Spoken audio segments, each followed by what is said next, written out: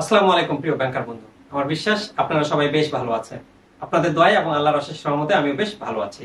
আমি লিমন সরকার, প্রভাষক 36তম বিসিএস, হিসাব বিজ্ঞান বিভাগ, নওগাঁ সরকারি কলেজ, নওগাঁ।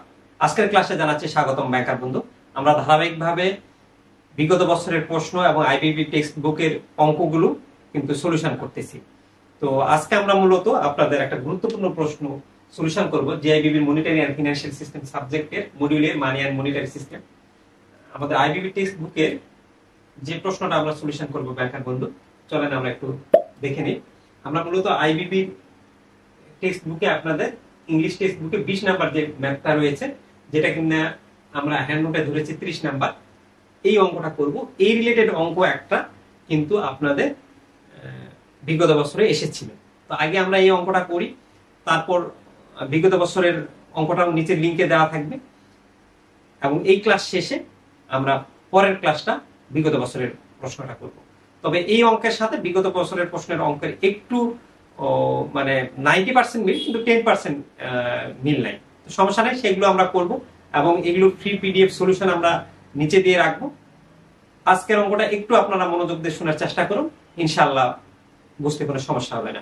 এরপরও যদি কোনো বুঝতে ব্যাংকার বন্ধু, চলেন আমরা আজকে যে অঙ্কটা করব সেই অঙ্কটি আমরা করি। আইবিবি 20-এ যে অঙ্কটা আসছে ব্যাংকার বন্ধু, এই অঙ্কটা যদি একটু ভালো মতন বুঝতে পারেন, অঙ্ক যদি 50% বুঝতে পারেন, তাহলে আমরা কিন্তু এই প্রশ্নটা যদি 50% বোঝা যায়, তাহলে অঙ্ক কিন্তু ইজিলি হয়ে যাবে। তো চলেন কথা না বাড়িয়ে আমরা অঙ্কটা আগে সবার আগে ভালো মতন বোঝার চেষ্টা করি। দেখেন, অঙ্কে প্রশ্নে আমাদের সবার প্রথমে লেখা আছে যে if narrow money is 25% of broad money, যদি ন্যারো মানিটা ব্রড মানির 25% হয়, অর্থাৎ বলে দিচ্ছে যে ব্রড মানি যত হবে তার 25% হবে narrow money, which was around টাকা 4,40,528 কোটি অ্যাজ অন জুন 2011 সালে। ওই যে ব্রড মানির পাশেই হুইচ দিয়ে বুঝাচ্ছে, হুইচটা মানে কিন্তু আপনার ব্রড মানিকে বুঝাচ্ছে, নট ন্যারো মানি। তার মানে এই ব্রড মানিটা কত, আপনার 4,40,528 কোটি টাকা 2011 সালে। তার মানে এই 4,40,528 কোটি টাকা যেহেতু ব্রড মানি, আর ব্রড মানির 25% বলছে কত, আপনার হচ্ছে ন্যারো মানি বা M1। তাহলে আমরা এই 4,40,528 কোটিটাকে যদি 25% দেই, তাহলে কিন্তু আমরা ন্যারো মানি বা M1 পেয়ে যাব। আচ্ছা, তাহলে আমাদের M2 ব্রড মানি সেটা আমরা পেয়ে গেলাম। আমরা ন্যারো মানি M1 4,40,528 এর 25% করলে M1টা পেয়ে যাব।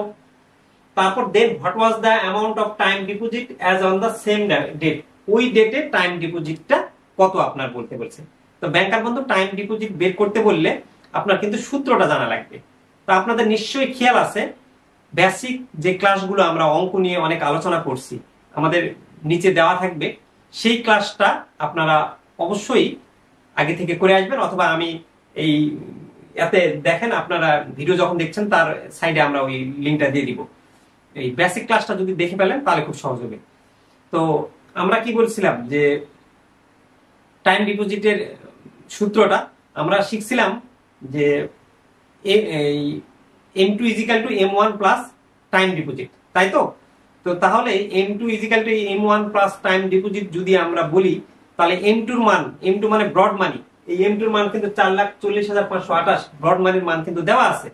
এই এখান থেকে এটার 25% আপনি বলতেছে আমরা M1, তাহলে M2 এর মানও পেয়ে গেলাম, M1 এর মানও পেয়ে গেলাম, তাহলে টাইম ডিপোজিট ইজিলি হয়ে যাবে। কারণ M2 = আমরা বলতেছি M1 প্লাস টাইম ডিপোজিট, তাহলে আমরা টাইম ডিপোজিট সমান সমান M2 মাইনাস M2 থেকে M1 বিয়োগ করলে আমরা টাইম ডিপোজিট পেয়ে যাব।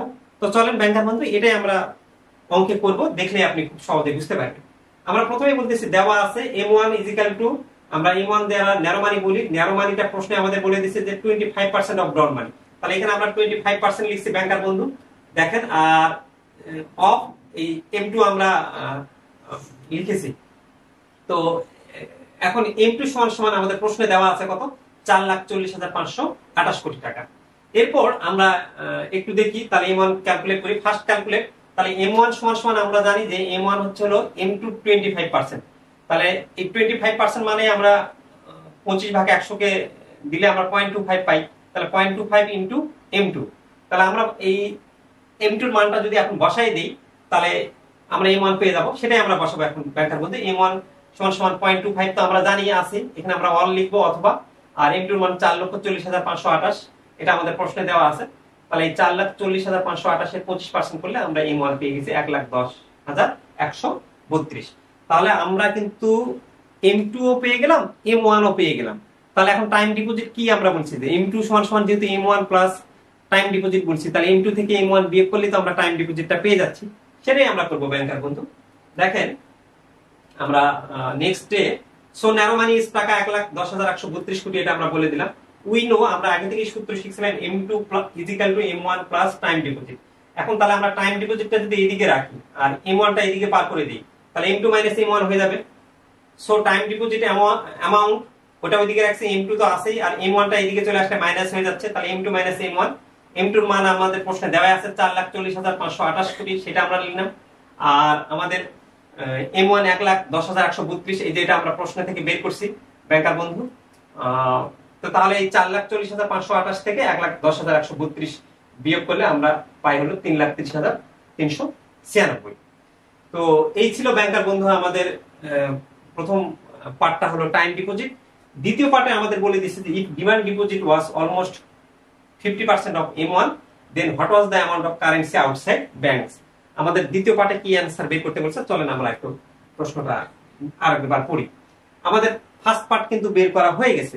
আমরা এখন ফার্স্ট পার্ট নিয়ে, ফার্স্ট পার্টে আমাদের টাইম ডিপোজিট বের করতে বলছিল, আমরা টাইম ডিপোজিট বের করে ফেলছি।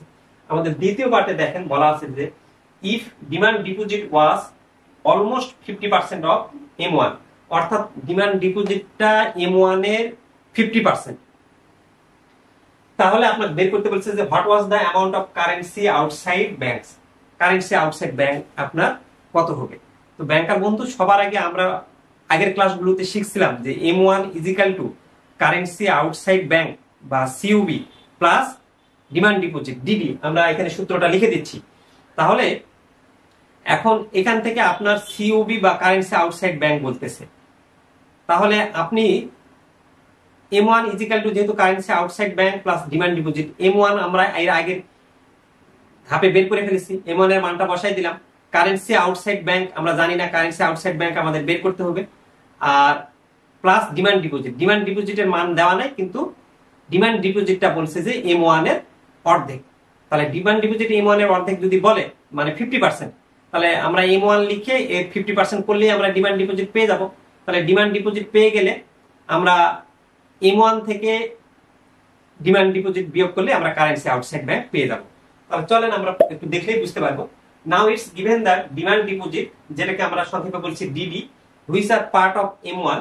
M1 এর একটা অংশ তো আমরা DD জানি, কারণ M1 তো হচ্ছে লিকুইডিটি মানি, আমরা লেস লিকুইডিটি মানি। আমরা M1 এর কম্পোনেন্ট গুলো কি কি পড়ছিলাম, যে currency outside bank, demand deposit, তারপর current account, checking account, traveller cheque, এগুলোই তো আমরা M1 এর কম্পোনেন্ট গুলো পড়ছিলাম, যেগুলোকে খুব দ্রুত নগদ অর্থে রূপান্তর করা যায়, এখনই স্পেন্ড করতে পারবো আমরা, এবং ট্রানজাকশন বা লেনদেনের জন্য এখনই সেগুলো ব্যবহার করতে পারবো। তো এই ডিমান্ড ডিপোজিটটা হচ্ছে আর অলমোস্ট 50% অফ M1 এর 50%। এখন let's denote demand deposit as DD। আমরা ডিমান্ড ডিপোজিটটাকে DD দ্বারা যদি প্রকাশ করি, তাহলে আমরা এই DD ডিমান্ড ডিপোজিট হচ্ছে হলো আমাদের প্রশ্নে বলা আছে M1 এর 50%, তাহলে আমরা লিখলাম 50% অফ M1। এখন আমরা এই M1 এর মান 1,10,132 আমরা কিন্তু আগের ধাপে করে আসছি, তো এই জন্য 1,10,132 আমরা দেখাচ্ছি, আর এটা 50%। তাহলে আমরা কিন্তু এটা 50% বের করলে DD আমরা 55,066 পেয়ে গেলাম। সো ডিমান্ড ডিপোজিট ইজ টাকা 55,066 কোটি। তাহলে ডিমান্ড ডিপোজিট যেহেতু পেয়ে গেছি, আমরা এখন M1 এর সূত্র, উই নো M1 = CUB মানে currency outside bank plus DD demand deposit. এটা কিন্তু আমরা আগেই শিখে আসছি। যারা আগের অঙ্কগুলো দেখেননি তারা অবশ্যই নিচের দেওয়া লিংক থেকে অথবা প্লেলিস্টে গিয়ে MFS এর ধারাবাহিকভাবে ভিডিওগুলো দেখবেন, তাহলে কিন্তু খুব ইজি হয়ে যাবে আপনাদের এটা বুঝতে। তো এখন দেখেন, তাহলে আমরা কারেন্সি আউটসাইড ব্যাংক এটা আমরা বলতেছি, তাহলে এটা এইদিকে যদি রাখি, M1 তো আছে আর এই DD প্লাস আছে, তাহলে এইদিকে আসে কি হয়ে যাবে, মাইনাস হয়ে যাবে। তাহলে M1 - DD হয়ে যাবে। তাহলে M1 এর মান আমরা আগেই 1,10,132 আমাদের প্রশ্নে দেওয়া ছিল, আর DD এর মান 55,066 আমাদের বের করলাম। আমরা এই 55,066 বিয়োগ করলাম, বিয়োগ করলে আমাদের মান কত আসে ব্যাংকার বন্ধু দেখি। তাহলে আমাদের 55,066 কোটি। তাহলে so currency outside banks under M1 is টাকা 55,000 কোটি।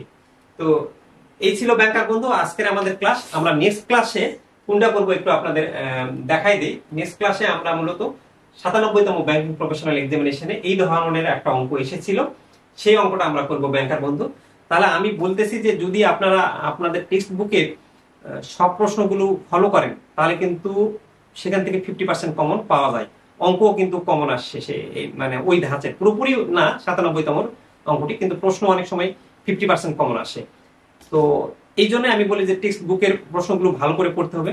আর আমরা হ্যান্ড নোটে কিন্তু টেক্সট বুকের সব প্রশ্ন কভার করেছি, সাথে ভিতরের প্রশ্নগুলো কভার করেছি। আর ব্যাংকার বন্ধু এই ধরনের অঙ্কের সলিউশন গুলো পেতে গেলে বা নেক্সট অঙ্কের এই আপনার ভিডিওর সলিউশন পেতে গেলে আপনারা অবশ্যই নোটিফিকেশন বাটন অন করে দিবেন, আমাদের ইউটিউব চ্যানেলটা সাবস্ক্রাইব করবেন, তাহলে যেন আমরা ভিডিও দেওয়ার সঙ্গে সঙ্গেই পেয়ে যান। আর যারা ফেসবুকেও আমাদের সাথে ফলো করতে চান তারা চাইলে কিন্তু আমাদের Facebook page banking diploma study group 36 আর ইউটিউবে আমরা স্টাডি গ্রুপ 36 রয়েছে নামে। এই ফলো করলে যেটা হবে যে আমরা আপনাদের পরীক্ষার 2 মাস আগে ফাইনাল সাজেশন দিয়ে দিব। এই সাজেশন থেকে আশা করা যায় 90 থেকে 100% কমন আসবে, এবং কোন চ্যাপ্টার গুলো আপনাদের জন্য ইম্পর্টেন্ট, কিভাবে আপনারা কোন চ্যাপ্টার গুলোকে গুরুত্ব দিবেন, কোন ভার্সনে অ্যান্সার করবেন, এগুলো কোনটা 3 স্টার প্রশ্ন, কোন প্রশ্নগুলো আসবে, এগুলো সব ডিটেল টিপস রেগুলার পেতে চাইলে অবশ্যই, আর ব্যাংক ডিপ্লোমা সহজ বা পাস করতে ফ্রি টিপস পেতে চাইলে আমাদের সাথে থাকুন। তো আপনাদের সকলের জীবন মঙ্গল কামনা করে আজকে ভিডিও এখানে শেষ করছি। খোদা হাফেজ, আসসালামু আলাইকুম।